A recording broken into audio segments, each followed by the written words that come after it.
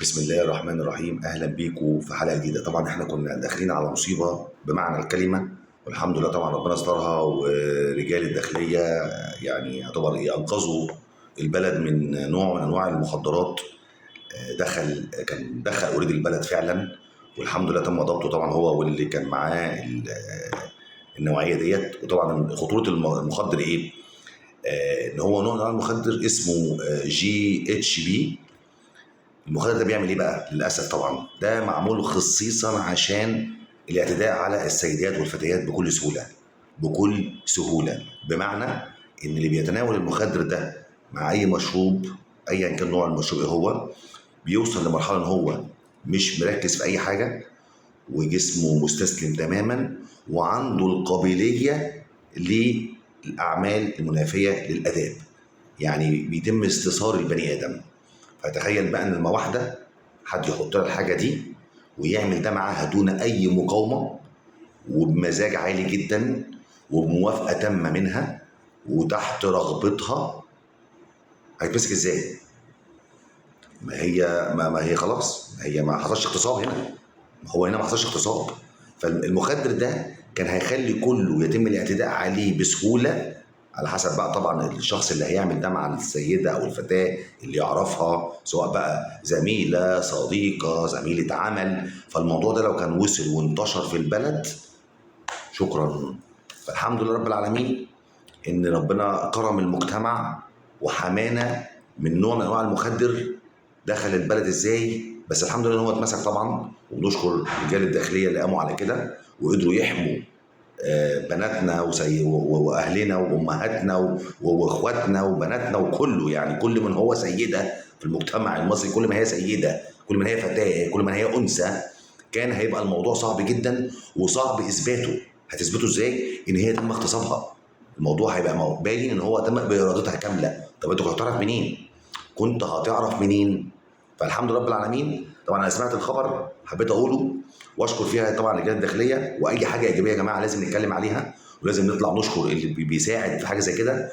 مش معنى كده ان احنا لما بنعترض على اي حاجه في البلد يبقى البلد كلها وحشه. طبعا في ناس كويسه جدا، وفي ناس بتحب البلد، وفي ناس بتدافع عن البلد. فاحنا لازم نقول راينا بكل صراحه. لازم الحاجه الايجابيه نطلع نتكلم فيها، والحاجه السلبيه برضه نطلع نتكلم فيها. ده مش عيب، وده حق اي مواطن وحق الشخصي ان انا اطلع اقول شكرا لرجال الداخليه اللي هم انقذوا البلد من نوع مخدر. والكميه ما كانتش قليله، بتتكلم في حوالي 200 لتر.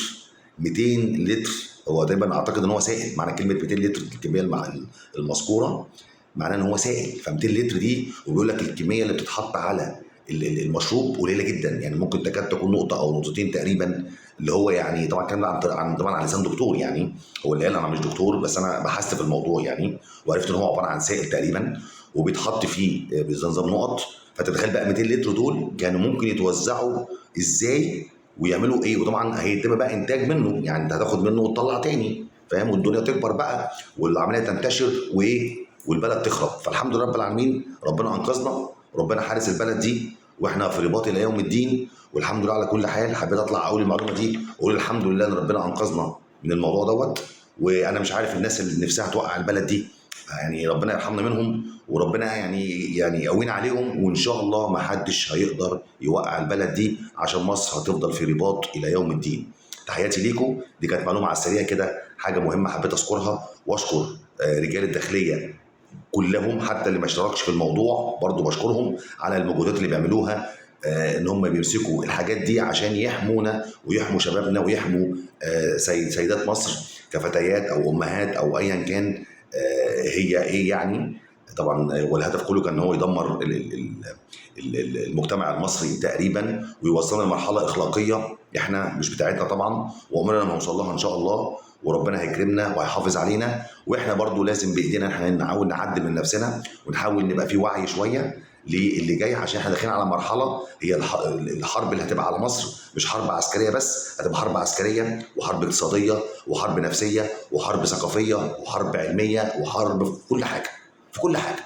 انت عمرك ما انت دخلت على حرب مش حرب عسكريه بس. فربنا يستر علينا، واتمنى الخير للجميع. ودي كانت معلومه كده، يا ريت يا جماعه شير عشان برضو كله يعرف، ونعرف ان احنا في ورانا رجال شرطه مش نايمين، وبينقذوا البلد من حاجات كتير جدا، يمكن الواحد ممكن حاجات كتير ما يعرفهاش، بس انا مجرد ما عرفت المعلومه حبيت اطلع واقولها.